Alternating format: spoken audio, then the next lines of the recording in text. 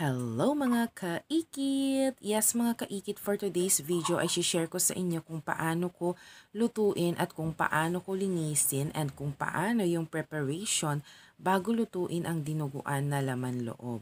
Yes mga kaikit, you heard it right.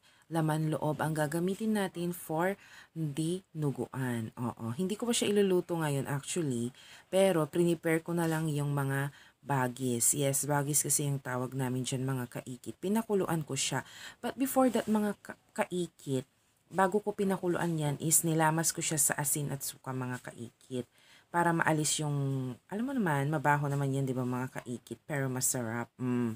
Anyways, hinugasan ko siya and after that, pinakuluan ko siya mga kaikit. So, around 15 minutes. Kung makita nyo ng ganyan yung itsura niya mga kaikit is pwede nyo na siyang hanguin. Yes, inisa-isa ko lang siyang hanguin mga kaikit at para mas madali na rin siyang hiwain later. So, ayun na nga mga kaikit. Pero yung nagtubigan yan, tinapon ko na rin. Afterwards, sa flowing water mga kaikit ay nilinisan ko siya ulit, isa-isa. Yes, mga kaikit. Inisa-isa ko siyang linisan hanggang sa umokay na siya mga kaikit. Umokay? Oo, kasi medyo magalis-galis pa yan eh. Magalis-galis. Ano ba yun? Madulas-dulas. Oo, mga kaikit. So, kailangan natin siyang linisan and mas madali na rin siyang hati-hatiin or hiwa-hiwain mamaya mga kaikit.